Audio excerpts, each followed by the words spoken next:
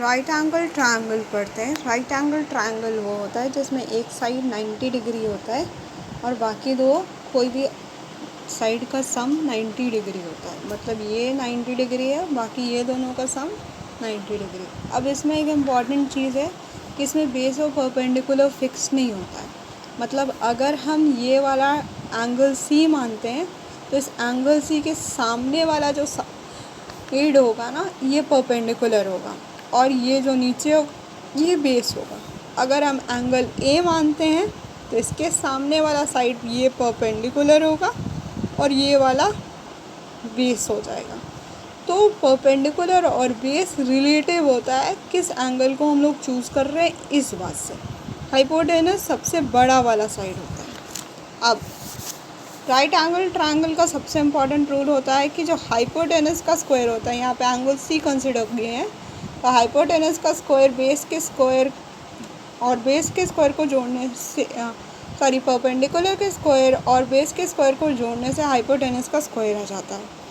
अब ये जो परपेंडिकुलर और बेस और हाइपोटेनस का रेशियो होता है ना, रिलेशंस, इस रिलेशंस जैसे 3, 4, 5 ये एक राइट एंगल ट्रायंगल के रेशियो हो सकते हैं। इसी तरीके से उस रेशियो में आप मल्टीप्लिकेशन डिवीज़न भी कर सकते हैं। मतलब अगर 3, 4, 5 है तो इसको डिवाइडेड बाय 3 करेंगे तो भी वो एक पाइथागोरन ट्रिपलेट आएगा। अगर उसे मल्टीप्लाइड बाय 3 करेंगे तो भी एक पाइथागोरन ट्रिपलेट है। कुछ इम्पॉर्टेंट ट्रिपलेट्स हैं 1, 1 under root 2, 1 root 3 2, 2n, n square minus 1, n square plus 1, 2ab, a square minus b square, a square plus b square. ये सब कुछ इम्पॉर्टेंट ट्रिपलेट्स है। इसके अलावा भी मैंने बाकी इम्पॉर्टेंट ट्रिपलेट्स पिछले वीडियोस में बता रखे हैं। अब ट्रिपलेट्स निकालते कैसे हैं? अगर एक ऑड नंबर है उससे आपको ट्रिपलेट्स निकालने हैं, जैसे कि 3, तो सबसे पहले उस नंबर का स्क्वायर करना है। ठीक है, उस नंबर का स्क्वायर करने के बाद 3 का स्क्वायर 9 हुआ, उसको ऐसे ब्रेक करना है उस नंबर को कि ब्रेक करने के बाद उस दो नंबर्स का डिफरेंस 1 आए। ठीक है, जैसे 9 है तो इसको 5 और 4 तो डिफरेंस 1 आए, तो 2 पार्ट में डिवाइड कर रहा हूँ जिसका डिफरेंस 1 हो। तो ये जो ट्रिपलेट बन गया वो क्या बना, 3, 4, 5। ठीक है, जो सबसे बड़ा हुआ वो हाइपोटेनस है। ठीक है, अगर इसी तरीके से एक इवन नंबर है तो इवन नंबर में रूल चेंज हो जाता है। इवन नंबर में आप पहले स्क्वायर करोगे और फिर उस स्क्वायर को 2 से डिवाइड कर दोगे। मतलब 8 है, 8 का स्क्वायर 64 डिवाइडेड बाई 2 32 हो गया। अब 32 को आप इस तरीके से तोड़ोगे कि उन दोनों का डिफरेंस, उन दो नंबर्स का डिफरेंस 2 आना चाहिए। और दो नंबर्स को जब माइनस करें तो 2 आना चाहिए।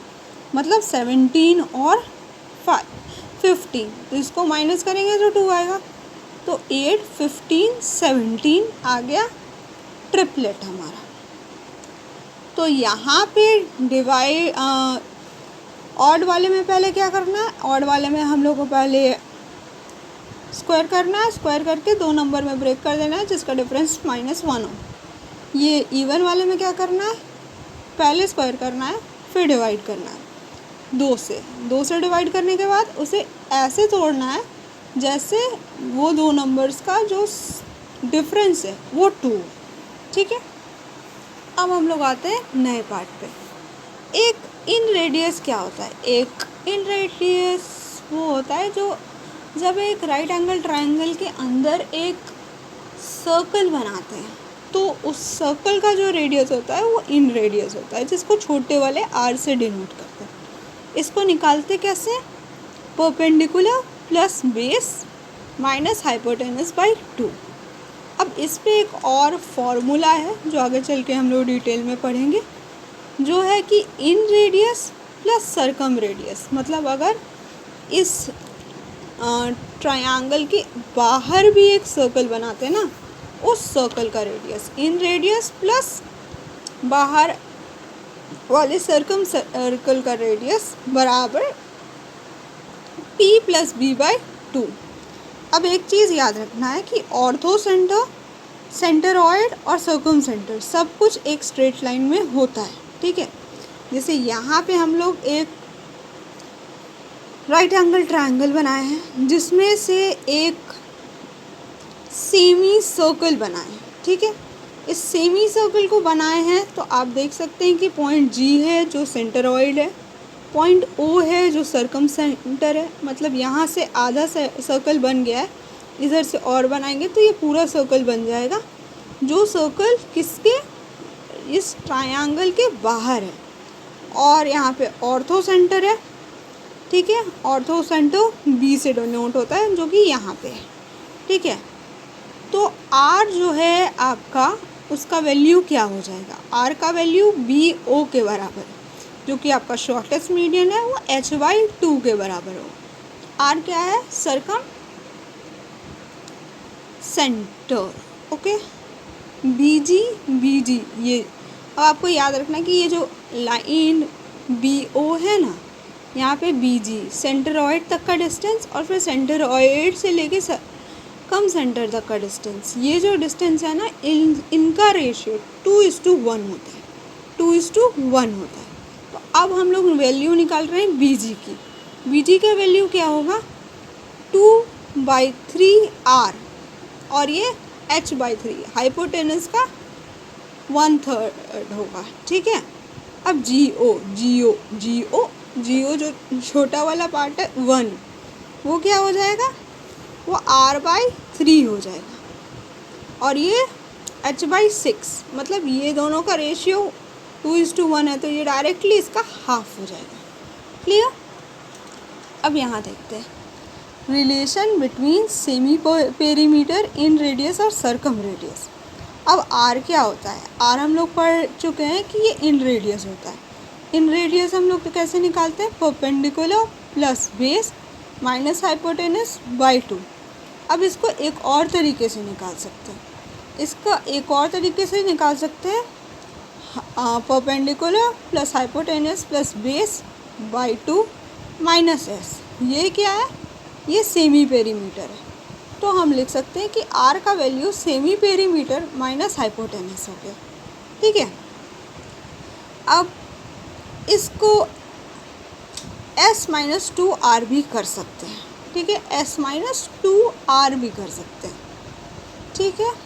S का वैल्यू फिर R + 2R भी हो सकता है, मतलब ये इक्वेशंस है जिससे आप इसको निकाल सकते हैं। अब S का वैल्यू, R का वैल्यू S-2R यहाँ से आया ना।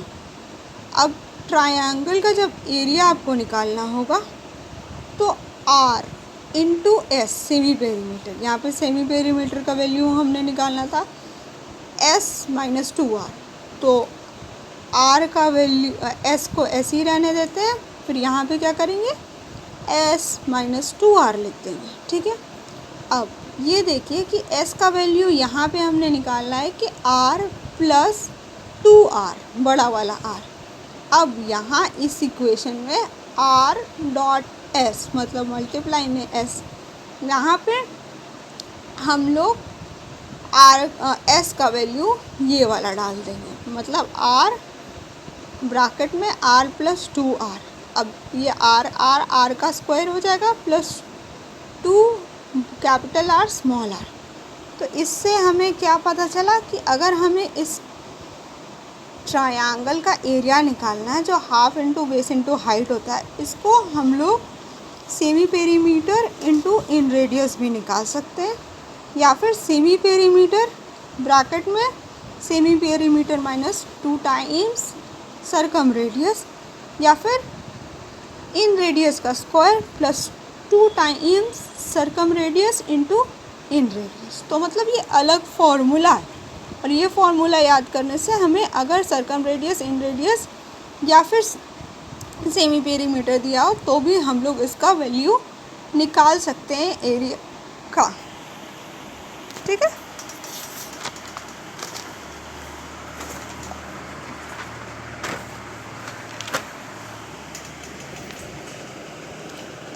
पास एक ट्रायंगल है, उसके अंदर एक सर्कल बना हुआ है, ठीक है। अब एक और इम्पॉर्टेंट चीज़ समझते हैं कि एक पॉइंट से दूसरे पॉइंट के सर्कल तक एक लाइन टच करता है तो वो टेंजेंट होता है, ठीक है। एक पॉइंट है, वो सर्कल को एक ही पॉइंट पे टच कर रहा है तो वो टेंजेंट होता है। और एक पॉइंट से निकले हुए दो टेंजेंट बराबर होते हैं, मतलब यहाँ y और y बराबर होगा। उसी तरीके से अगर आप a पे देखें तो x और x बराबर हो। इसके अंदर एक सर्कल है r जिसका रेडियस है r, ठीक है। तो अब इस एरिया क्या होगा, इस ट्रायंगल का एरिया क्या होगा, x, ये x into y, x into y. जब हाइपोटेनस पे परपेंडिकुलर ड्रॉ करते हैं, अब ये आपका ट्रायंगल है, उसमें ये हाइपोटेनस है, इसके ऊपर जब परपेंडिकुलर ड्रॉ करते हैं तो क्या क्या केस बनते हैं। सबसे पहले तो हमारे पास ट्रायंगल्स सिमिलर होते हैं, ठीक है। मतलब ये वाला छोटा वाला ट्रायंगल, ये छोटा वाला ट्रायंगल और सबसे बड़ा वाला ट्रायंगल, तीनों आपस में सिमिलर हो जाएगा। अब देखिए, BC by BD, BC by BD बराबर AB बाई BC, ठीक है। अब इसको क्रॉस मल्टीप्लाई करेंगे तो BC का स्क्वायर बराबर AB into BD। Similarly AB by AC बराबर AC बाई AD, ठीक है। अब इसको क्रॉस मल्टीप्लाई करेंगे तो AC का स्क्वायर बराबर AB इंटू AD। अब CD का स्क्वायर बराबर BD इंटू AD। मतलब ये डेरिवेशन है, ये तीनों आपस में सिमिलर है, इस वजह से हम ये सारे इंटरफेरेंस निकाल सकते हैं इससे कि ये चीज़, ये कंक्लूजन है जो हम इससे निकाल सकते हैं। इसी तरीके से अगर हमें CD की वैल्यू निकालनी हो तो CD की वैल्यू हम लोग कैसे निकालेंगे, CD की वैल्यू हम लोग निकालेंगे BC into AC by AB। मतलब ये और ये साइड ले लेंगे और इसको डिवाइड कर देंगे इस साइड से, ठीक है। ऐसे परपेंडिकुलर बेस ले लेंगे, हाइपोटेनस से डिवाइड कर देंगे। अब CD का स्क्वायर क्या होगा, CD का स्क्वायर हो जाएगा BD into AD, BD into AD। ये हुआ कैसे, BD by CD is equals to CD by AD। ये सिमिलैरिटी है और ये सब आपस में सिमिलर है, इस वजह से ये आए। अब BC का स्क्वायर बराबर AC का स्क्वायर, BC का स्क्वायर बराबर C का स्क्वायर बराबर BD, ठीक है, बाई DA हो गया। अब अगर एक स्क्वायर हम लोग को बनाना है एक ट्रायंगल के अंदर, एक ट्रायंगल हमने बना दिया, कोई भी ट्रायंगल, उसके अंदर हमें एक स्क्वायर बनाना है। उस स्क्वायर के साइड का वैल्यू क्या होगा, उस स्क्वायर का साइड का वैल्यू, जैसे यहाँ पे आप देख सकते हैं कि ये पूरे साइड का वैल्यू x है और ये जो हाइट है ये y है, ठीक है। तो हमें a का वैल्यू निकालना है, तो हम लोग क्या करेंगे, ये हाइट और बेस को मल्टीप्लाई करेंगे और फिर उसको डिवाइड कर देंगे हाइट और बेस से, मतलब xy by x plus y कर देंगे, ठीक है। कोई भी ट्रायंगल के लिए हम लोग ये चीज़ यूज़ कर सकते हैं, कोई भी इक्विलैटरल, आइसोसेलेस, राइट एंगल। अब ये देखिए कि राइट एंगल ट्रायंगल में हमें अगर एक इसी तरीके से स्क्वायर बनाना है तो उस स्क्वायर का वैल्यू क्या होगा, जो सेम फॉर्मूला वहाँ यूज़ किए थे ना, perpendicular into base a into b by a plus b, ठीक है। मैक्सिमम वैल्यू स्क्वायर का साइड का इसी केस में आता है। एक और केस होता है जहाँ पे हम लोग हाइपोटेनस के ऊपर एक साइड रखते हैं। यहाँ पे हाइपोटेनस पे एक भी साइड नहीं है ना, यहाँ पे हाइपोटेनस पे एक साइड रखते हैं और फिर हम लोग इसकी वैल्यू निकालते हैं, ठीक है। तो सी क्या हो गया हमारा, हाइपोटेनस हो गया, पी क्या हो गया, परपेंडिकुलर हो गया, वाई क्या हो गया, साइड हो गया। तो इसका फॉर्मूला थोड़ा सा अलग होता है। इसका फॉर्मूला क्या होता है, ए बी सी, मतलब perpendicular base into hypotenuse by A का स्क्वायर, मतलब परपेंडिकुलर का स्क्वायर प्लस बी का स्क्वायर, बेस का स्क्वायर प्लस ए बी, ठीक है। और यहाँ कंडीशन है एक्स जो है वाई से बड़ा होना चाहिए, वो नहीं। अब एक और कंडीशन देख लीजिए कि एक राइट एंगल ट्रायंगल है, ठीक है, उसमें आप उसके मिड पॉइंट से एक, मतलब यहाँ से एक ट्रायंगल बना रहे हैं, फिर यहाँ से एक मतलब इसके अंदर भी एक स्क्वायर बना रहे हैं, ठीक है। तो इस स्क्वायर का वैल्यू क्या होगा, जैसे यहाँ x है तो फिर यहाँ भी x होगा, ठीक है, यहाँ y है तो यहाँ भी y होगा। तो यहाँ पे a का वैल्यू क्या होगा, a का वैल्यू होगा under root of x y, under root of x y, a का वैल्यू होगा under root of x y. अब देख लीजिए, जैसे इसी क्वेश्चन का यहाँ पे था कि हमें पूछा था कि यहाँ का एरिया क्या होगा, एरिया क्या होगा ट्रायंगल ए बी सी का, ठीक है। ट्रायंगल ए बी सी का एरिया तो हमने एक्स वाई कर दिया था। यहाँ पे एक ट्रायंगल है, ठीक है, उसके अंदर एक स्क्वायर बनाया, उस स्क्वायर के साइड का वैल्यू निकालना है। तो स्क्वायर के साइड का वैल्यू क्या होगा, under root of x y, ये, ठीक है। अब लास्ट वाला जो चीज़ है वो है कि अगर 3 सेमी सर्कल ड्रॉ करते हैं तो शेडेड एरिया का जो वैल्यू होगा वो एरिया ऑफ ट्रायंगल के बराबर होगा। देखो, एक ट्रायंगल है 2x, दूसरा ट्रायंगल है 2y, ठीक है, और सॉरी, एक ट्रायंगल का साइड है 2x, दूसरे का है 2y, और जो हाइपोटेनस है वो 2z है, ठीक है। अब इसके साथ यहाँ पे एक सेमी सर्कल बनाए, फिर यहाँ पे एक सेमी सर्कल, और इस सारे को मिला के एक और सेमी सर्कल बना।